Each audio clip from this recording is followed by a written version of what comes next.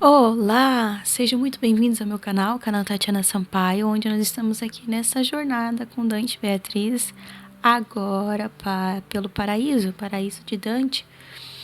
Nós que já passamos pelo inferno, pelo purgatório e agora estamos subindo, adentrando, né, o paraíso, conhecendo aqui todas as histórias e de várias almas beatas e o contexto dela. Como eu sempre digo, cada canto de Dante vem aqui com uma moral, com uma lição que a gente pode agregar muito valor na nossa vida, assim como uma visão filosófica, teológica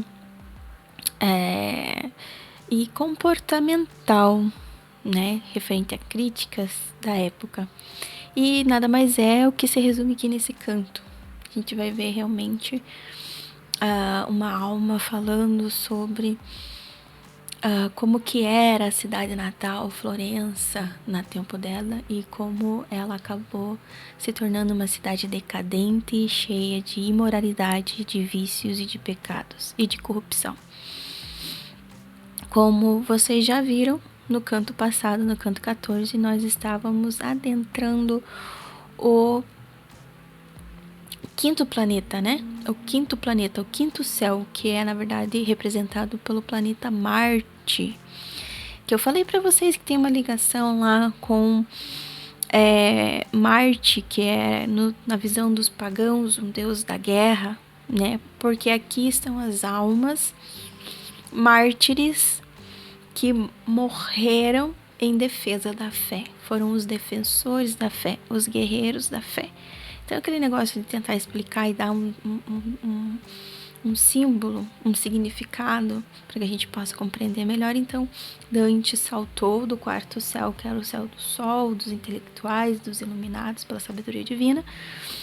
Ele pula para o planeta Marte, o céu de Marte, onde aqui a gente vê muito o negócio, a questão do vermelho, né? Representando o sangue, representando talvez o fervor, né, da guerra. E aqui estão as almas beatas, que foram defensores e guerreiros da fé, que lutaram para defender a moral, os bons costumes e a fé. E aqui Dante tem um encontro muito interessante com uma pessoa muito especial na vida dele, e que ele explica aqui todo o contexto geral do que foi a sua vida, como que ele veio parar aqui, e como que era bom os tempos antigos, onde ainda existia virtude, ainda existia moral, ainda existia ética, e os tempos atuais de Dante em Florença, a Florença que se tornou uma cidade decaída pelos vícios, pelo pecado, pela imoralidade e também pela corrupção.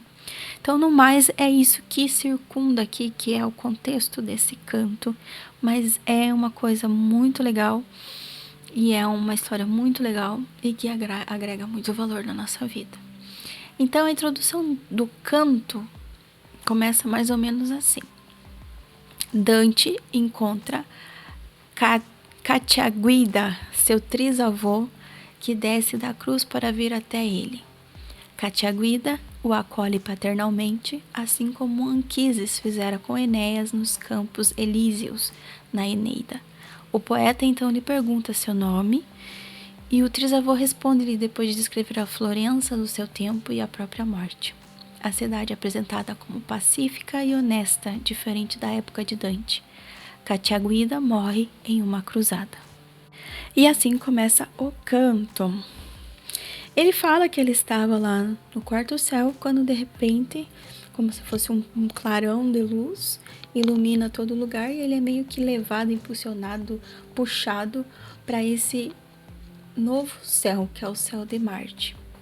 E ali ele encontra uma cruz, que é a cruz, como que eu posso dizer, uma cruz grega, né, que é aquela cruz que tem todos os seus traços iguais, tamanhos iguais, onde Cristo está brilhando no centro, e aí tem vários, rodeado por luzes de beatos em duas esferas, ou seja, em cada lado da cruz, e essas luzes, esses círculos, essas bolas brilhantes, repleto de almas dos beatos, e eles têm uma coloração mais rubra, ou seja, mais avermelhada, nesse sentido, né? Então, ele chega nesse céu, né? E ele fala assim: a vontade de fazer o bem, no qual o amor corretamente inspirado se resolve, ou seja, o amor é praticado, o amor se resolve quando existe essa vontade de fazer o bem, assim como a cuspidez se resolve gerando o mal, silenciou a doce melodia e cessou a vibração das sagradas cordas que o céu distende. Ou seja, aquele momento em que ele se vê ali naquele céu, e a música, a sinfonia, a harmonia que eles estão cantando ali, cessa para que um dos espíritos venha até Dante, né? Daí ele fala assim, mas como que pode esses seres divinos, né, tão entretidos ali naquela grande experiência, eles se calam ao mesmo tempo e harmoniosamente para ouvir um mero mortal falar, né? Como que pode isso? Né? Por amor às coisas que não duram, é justo que chore aqui eternamente sua dor quem se despojou do amor certo, ou seja, o amor pelo bem, pelo amor pelas coisas certas, né? No caso, eternamente daquele que se despojou do amor que realmente vale a pena, naquilo que realmente não passa, que não se pode ser tirado. Então, nesse momento, no ar ali, né, uma luz incandescente acaba mirando ali, iluminando. E o olhar antes sereno, a semelhança de uma estrela que muda de lugar, não fosse por manter-se igual à luz de onde veio e logo apagar-se, assim desceu uma alma do braço direito até o pé da cruz, correndo como astro brilhante daquela constelação até Dante, que é uma alma que vem falar com ele ali. E aí a alma faz uma saudação semelhante à que Anquises, né, fez quando viu seu filho nos Campos Elíseos, que está lá na obra da Eneida. E aqui ele coloca em latim, eu acho, mas esse verso diz mais ou menos o seguinte: ó sangue meu, ó graça de Deus, infusa largamente do alto a quem, como a ti, a porta do céu já foi descerrada 2 vezes. É o trisavô de Dante quem fala, Catiaguida, com alusão a Eneida, né? Que esse verso está lá em canto sexto, e que também diz: venceste enfim piedoso a dura estrada, como esperava, és tu, meu caro Enéas. Então, referente a essa jornada da vida até que ele chegue lá nesse encontro, né? Então, ele virou em direção para a senhora, que é Beatriz, meio que estupefato, né? Ele ora olhava para um, ora olhava para outro. E daí nos olhos de Beatriz resplandecia o sorriso, né? Que ele acreditou que era a graça do paraíso, né? Esse negócio entre ali, ouvir o Dante e Beatriz, né? Que é uma coisa tão bonitinha. Então aquela alma que veio até ele, jubilosa, acrescentou, né, algumas palavras que no começo ele não compreendia, porque talvez ele estava falando de uma forma tão elevada para compreender pelo entendimento de Dante, porque se trata de uma alma beata que está no céu, né, nesse sentido. Mas por necessidade, né, que escondeu o significado por mera vontade, mas por necessidade, pois seu conceito se sobrepõe aos dos mortais, ele diz. Então, quando o arco do ardoroso afeto foi liberado, sua fala desceu em direção ao alvo, o intelecto, e aí a inteligência de Dante, mortal, e ele conseguiu entender. Então, as primeiras coisas que ele compreendeu foi que bendito sejas, ó Trine Uno, que com os meus descendentes é tão cortês. Então, você vê que todas as almas aqui, em tudo que eles estão vivendo, eles agradecem a Deus unitrino, como se fosse um louvor. Obrigado, meu Deus, por estar vivendo. Obrigado, meu Deus, por estar experienciando tudo isso. Obrigado. Então, eles sempre estão adorando e louvando e dando toda a glória a Deus em tudo que lhes acontece aqui. E isso é um chamado de atenção para que a gente também seja assim, né? Aqui já, desde aqui. Ou seja, em tudo dá honra e louvor e glória a Deus, porque tudo é para honra, louvor e glória de Deus. Então, distante e grato desejo atraído da leitura do grande livro, do qual não se muda nem o branco nem o escuro, que é a palavra de Deus, solucionaste, filho, dentro desta luz, da qual te falo, graças àquela que te vestiu de plumas para este voo até aqui. Então, ele fala sobre Beatriz, né? Então, crês que o teu pensamento penetre no meu por força daquele que é o primeiro, assim como deriva de um o conhecimento dos 5 e dos 6. E não perguntas por que entre todos os beatos dessa ciranda sou o mais contente e quem melhor te acolhe aqui. Crês na verdade, já que tanto os espíritos maiores quanto os menores miram o espelho no qual o pensamento se manifesta antes mesmo de se pensar. Mas para que o sacro amor que velo perpetuamente me dá sede do você desejar, cumpra-se melhor tua palavra. Deve soar com liberdade, franqueza, alegria, vontade e o desejo teus, pois a minha resposta já está decidida, ou seja, a alegria desse ser, dessa alma de Vedante, e ele o conhece, né? Ou seja, o bendito seja o Deus unitrino, que com os meus descendentes é tão cortês. Apesar de tudo isso, Dante volta-se para Beatriz, que entendeu o desejo dele de falar e cujo o sorriso meio que permitiu, né, e encorajou ele a conversar com essa alma. Tipo, ele meio que olha pra Beatriz e fala: quem que é esse fulano e o que ele tá fazendo, o que tá acontecendo aqui? Então, ele pergunta, né? Quanto à primeira igualdade vos criou, deu a vós o afeto e o juízo igualmente, e o sol que vos ilumina aí incendeia, os dá calor e luz são iguais, que não há como comparar, mas nos mortais o sentimento e o siso, pela razão que conheceis bem, manifestam muito diversamente. E eu, como mortal, sinto essa desigualdade, porém quero agradecer-te afetuosamente o acolhimento paternal e alegre que me deste. E suplico a ti, vivo topázio, encastoado nesta preciosa joia do céu, a dizeres o teu nome. Então, ele agradece, ele fala, né, você compreende tudo isso aqui de uma forma tão extraordinária, né, porque você é uma alma beata, mas eu, infelizmente, nos meus sentimentos mortais, o meu siso, minha razão, né, a limitação que você conhece bem, não consigo entender muita coisa. Então, me explique, por favor, o motivo de tudo isso aqui, para que eu possa me alegrar com você também. Mais ou menos isso que Dante está querendo falar aqui, né? Então, ele começa a explicar: ó fronde minha e que piedosa esperei, fui tua raiz, ou seja, você é um ramo da árvore que eu venho e eu fui a raiz. Com tais palavras começou a responder e disse em seguida: aquele que te deu o nome da família e que há mais de 100 anos dá voltas no primeiro terraço do purgatório é meu filho, teu bisavô. Convém que abreviei sua longa pena com tua compaixão. Então ele fala que o bisavô de Dante está no purgatório e teve esse encontro lá no purgatório, mas ele tá rumo ao céu, uma hora ele entra no céu.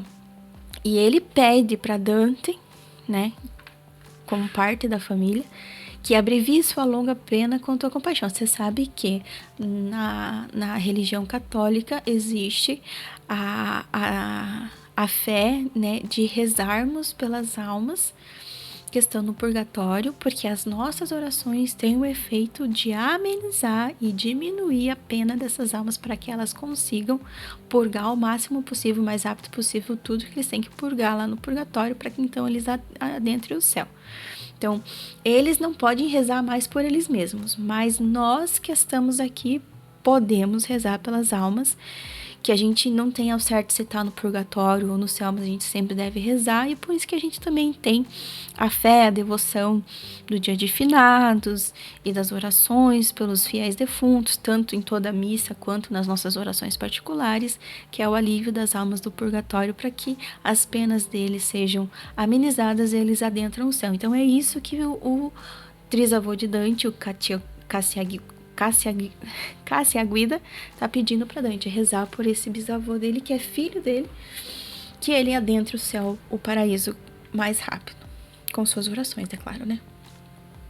Então, ele começa a falar sobre Florença, quando era cercada pelos primeiros muros, que foi onde ele nasceu, estava em paz e caminhava em sóbria e honesta harmonia, né? E ele critica que os costumes, as extravagâncias, os vícios, as corrupções e as imoralidade. Ele diz: não se usavam pulseiras requintadas, nem diademas, tampouco saias recamadas e cinturas mais salientes que a pessoa. As filhas ainda não preocupavam os pais, porque o tempo de casarem e o dote não iam além do que aquilo na medida, não havia casas de família vazias e assim por diante. Então ele fala assim: o ucelatoio ainda não superaram Monte Malo, mas o faria tanto na altura quanto na queda, ou seja, referente aqui à ostentação, né? Referente aqui à corrupção, referente aqui a esses vícios aí e maus costumes. Então ele fala sobre algumas famílias e alguns comportamentos bons e ruins de algumas famílias daquela época que ele vivia, onde a Florença estava ali começando ali dentro de uma moral, de uma ética, né, de uma harmonia, de uma paz, de uma virtude muito boa, que era a Florença boa, e ele vai falando alguns exemplos de algumas famílias, de situações da época da Florença de Dante aqui, que a Florença já estava corrompida, com muitas imoralidades, com muitos vícios, pecados e levadas, né, aí a todo tipo de desvirtuação, vamos dizer assim, né? Então ele faz essa crítica. Dante utiliza o seu trisavô aqui para dar essa cutucadinha, né, na influência, e aí nos costumes, na ética, na moral, nas imoralidades, corrupções, pecados da época. Então ele fala também, o trisavô de Dante falando ainda, né, que ele viu, né, Belincion Berti andar com cinto de couro, com fivela de osso, e a esposa com o rosto lavado, né, sem pintura. Também encontrei os Nerli e os Vecchio contentes, vestindo pele sem enfeite, e suas mulheres em casa fiando alegres. Ó, felizes senhoras florentinas, pois tinham como certa a sepultura na terra natal e estavam longe de ser abandonados no leito pelos maridos, ávidos pelo comércio em França, ou seja, a ganância, né?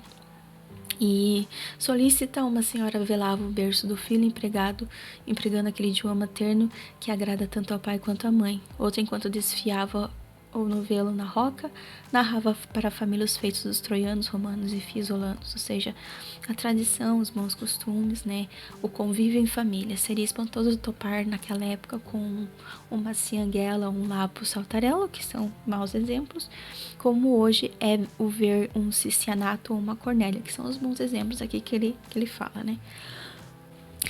Então, vamos lá.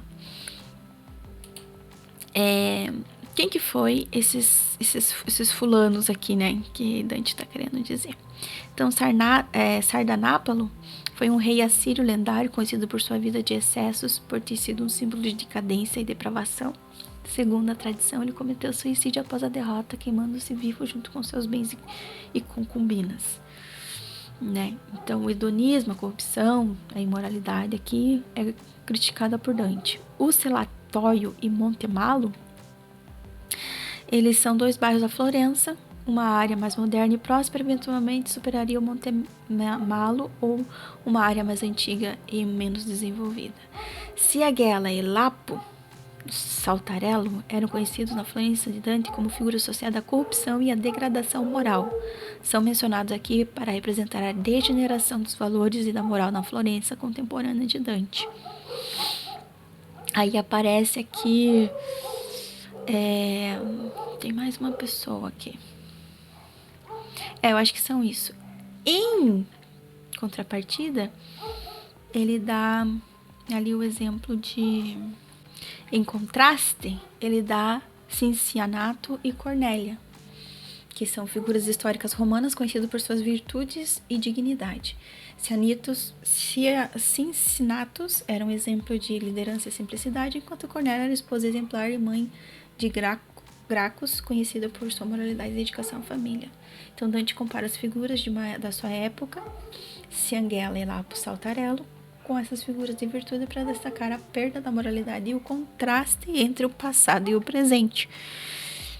Então é sobre isso, mais ou menos, tá?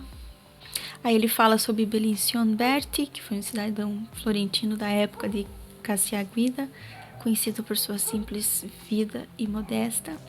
Nerli e Vecchio, famílias florentinas que também viviam de maneira simples e honesta na época de Cacciaguida. Moronto e Eliseu, irmão de Cacciaguida, né, que ele vai comentar aqui. Então ele faz essa descrição da Florença antiga e da Florença atual de Dante. A Florença de Cacciaguida e a Florença de Dante, onde lá ainda existia moral, bom costume, ética, né, simplicidade, harmonia. E aí o caos da época da Florença de Dante, onde vivia ali a imoralidade, a devassidão, o pecado, a corrupção e também a ganância, a vaidade e as ostentações. Beleza? Então, ele pega e fala, enquadra assim suavíssimo e sigelo sob a cidadania amena e bela no acolhimento de uma pátria bela, emergir por Maria entre ais a vida, Maria sua mãe, entre ais que é a dor do parto, né? E fui batizado no antigo batistério, tornando-me cristão de nome Cacciaguida. Moronto e Eliseu foram meus irmãos, que ele fala dos irmãos, né? E minha mãe nasceu no Vale do Pó, de onde veio teu sobrenome. Depois acompanhei o imperador Conrado, em cuja milícia, pelas boas obras e por mérito, fui feito cavaleiro. Neste tempo combati o pecado, defendendo a vossa justiça, que os fiéis usurpam, por culpa do pastor. Ali, por aquela gente torpe, fui liberado do mundo falaz, cujo amor deturpa muitas almas, e do martírio vim para essa paz. Então ele foi lutar. Cacciaguida é o trisavô de Dante, que morreu defendendo a justiça e a fé contra as injustiças e o pecado na cruzada, né? Nas batalhas das cruzadas, né? E numa batalha da cruzada, onde ele acompanhou o imperador Conrado. E em uma dessas batalhas, ele acabou morrendo e morreu em defesa da fé, contra o pecado, lutando pela justiça, e por conta disso, então, ele acaba vindo para essa paz, que é o paraíso, porque ele morreu em martírio. E a gente sabe, no contexto geral dos cristãos, que aquele que é mártir, ele recebe a salvação, ele recebe o céu, ele recebe o paraíso instantaneamente depois da sua morte, porque ele morre em sacrifício, por algo maior que aqui é a fé, defendendo a fé e a justiça contra o pecado e as coisas ruins do mundo. Então aqui tem uma criticazinha, porque não sei se você notou, ele fala que nesse tempo combati o pecado defendendo a vossa justiça que os infiéis usurpam por culpa do pastor. Esse pastor, então deixa eu explicar aqui. Vocês sabem que o Dante, ele faz algumas críticas a alguns líderes eclesiais da igreja nessa época. A visão de Dante é que se a igreja se ocupasse apenas daquilo que é moral e daquilo que é espiritual, certo? As coisas não estariam nessa decadência. A gente já viu lá em Inferno, a gente já viu lá em Purgatório que a visão de Dante é essa. É a visão de Dante aqui, eu não tô falando, porque até mesmo eu acredito assim, seguindo o conselho de Nossa Senhora, da Virgem Maria, que a gente não deve criticar os líderes da igreja, a gente não deve ir contra eles, a gente deve rezar por eles, para que eles tenham sabedoria, discernimento e que governem da melhor forma possível. A igreja de Cristo, governem não, pastoreiem, conduzam da melhor forma possível, iluminados pela sabedoria, pela força do Espírito Santo, a igreja de Cristo. Então eu não sou da opinião de que a gente tem que criticar, que a gente tem que ir em contra, que a gente tem que lutar, mas a gente tem que rezar por eles, como é o conselho da Virgem Maria. Eu parto desse princípio também. Mas Dante faz duras críticas aqui aos líderes, né? Às lideranças eclesiais eclesiásticas da época. Meio que culpando-os pela decadência daquela época vir disso daí. Porque ele já fez uma dura crítica a um papa aqui, que ele colocou o papa até no inferno. Colocou o papa bispo no inferno, colocou o papa bispo em purgatório. Então ele faz duras críticas aqui. Porque a visão de Dante é o quê? O líder espiritual, ele deve cuidar das coisas espirituais e morais da sociedade. Ele não tem que se colocar no papel de governo, de política. Ele faz a dura crítica de que quando a igreja se intrometeu em assuntos de política e de governo, as coisas começaram a cair. Porque o papel da igreja é cuidar da espiritualidade e da moralidade do povo. Deixe o governo e a política para os governantes e os políticos, os reis, os políticos da época. Então, essa é a visão e a crítica de Dante, bem na verdade, resumindo tudo aqui. Então, ele estava um pouco machucado pela igreja, porque até mesmo o exílio, machucado não, ferido, magoado com a igreja. E eu posso dizer que talvez essa mágoa venha ali de um problema pessoal que ele tinha na época com o Papa da época, porque ele foi exilado também e perseguido também pelo Papa. Então, ali tem um negócio pessoal, como eu já expliquei em outros. Só para deixar claro aqui e não ter mimimi, tá bom? Mas é uma visão de Dante que ele tenta esclarecer aqui. Então, esse, por culpa do pastor, que na época é o Papa da época, ele está falando provavelmente de um dos papas ou dos dois papas que organizaram, que comandaram toda a cruzada. Entendeu? Então ele tá falando aqui, pode estar falando, não, ele não deixa claro, mas ele pode estar falando tanto de Inocêncio III, que foi o papa, que um dos mais poderosos e influentes da Idade Média, e que durante seu papado esteve profundamente envolvida nas questões políticas e religiosas da Europa, e que convocou a Quarta Cruzada que durou de 1202 a 1204. Então, provavelmente é sobre Inácio, né? Que originalmente tinha como objetivo recuperar Jerusalém, mas acabou desviando para a conquista de Constantinopla, resultando na criação do Império Latino de Constantinopla. Entendeu? Então, qual que é a crítica? Que Inocêncio tenha desempenhado um papel crucial na convocação das cruzadas e sua liderança foi marcada por complexidades e controvérsias. O desvio da Quarta Cruzada e subsequente conquista da Constantinopla geraram críticas e foram vistas por alguns como uma demonstração de falha moral e corrupção da liderança da igreja. Tipo, como se fosse uma ganância. Foi por um motivo e acabou aproveitando-se desse motivo para fazer outra coisa. E também, só que eu acho que não tem a ver com Honório III, porque não é específico, mas... Então, com certeza, ele está criticando Inocêncio III. Mas também pode ser, né, Honório III, que sucedeu Inocêncio e continuou a política de apoio às cruzadas, e ele também apoiou a conquista da Constantinopla e a luta contra os heréticos, como os albigenses, na região de Languedoc, na França. Seu papado também esteve envolvido na administração e na política da igreja. Então, a crítica aqui também ao Honório III pode ser, assim como a de Inocêncio III, também foi marcada por desafios e controvérsias, incluindo a administração das cruzadas e a condução das campanhas militares. A crítica pode tanto se referir a falhas de administração e na ética de liderança papal, bem como envolvimento em questões de poder secular e não espiritual e moral, que é realmente o papel da igreja. Então, Dante critica muito a corrupção e a moralidade questionável na igreja na sua época, o que pode ter influenciado sua visão crítica sobre os papas envolvidos na cruzada. A crítica, por culpa do pastor, reflete uma insatisfação com a forma que os papas gerenciavam as cruzadas e a moralidade da igreja, ou seja, a intenção, o objetivo de tudo isso.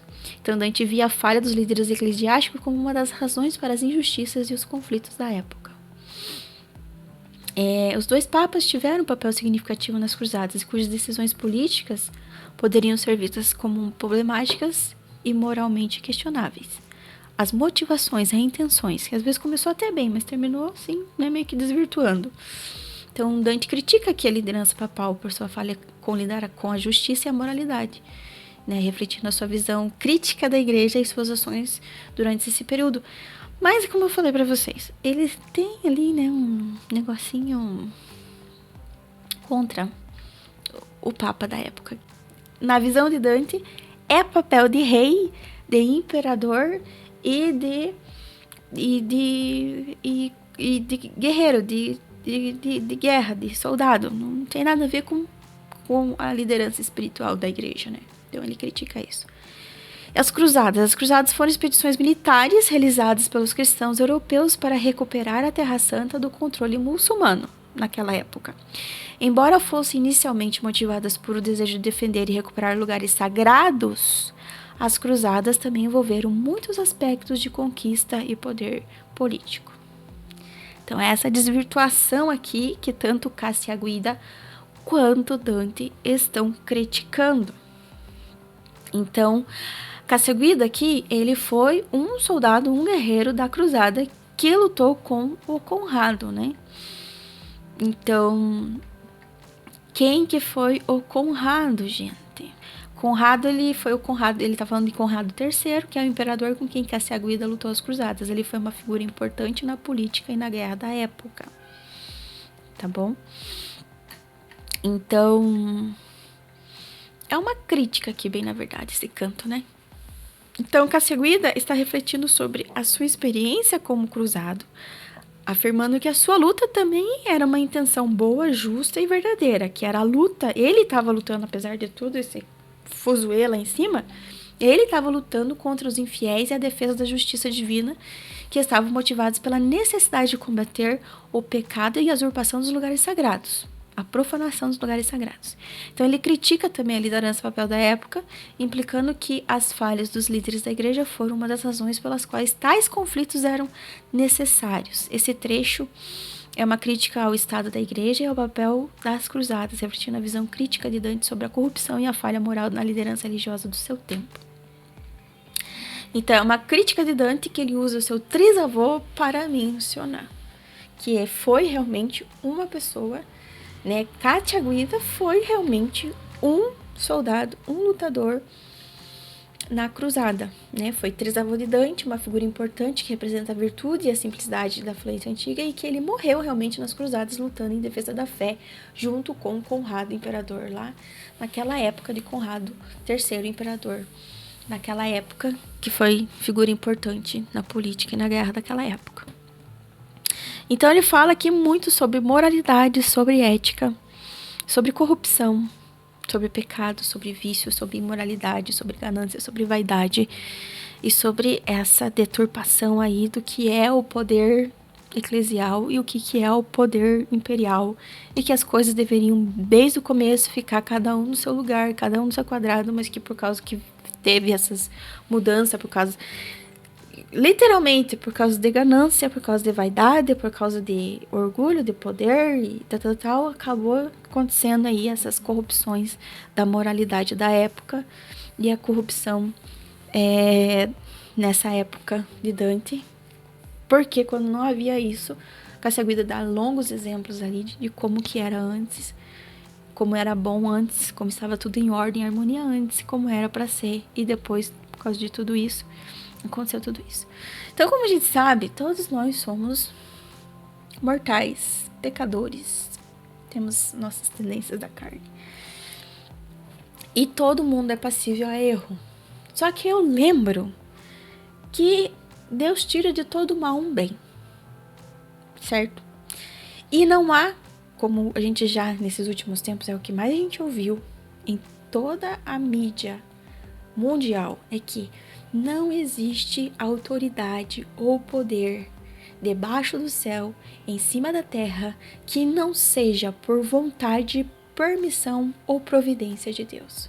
E Dante mesmo explica isso, eu acho que em alguma parte aqui da Divina Comédia ele explica isso, que Deus levanta e permite o governador, o rei, o líder,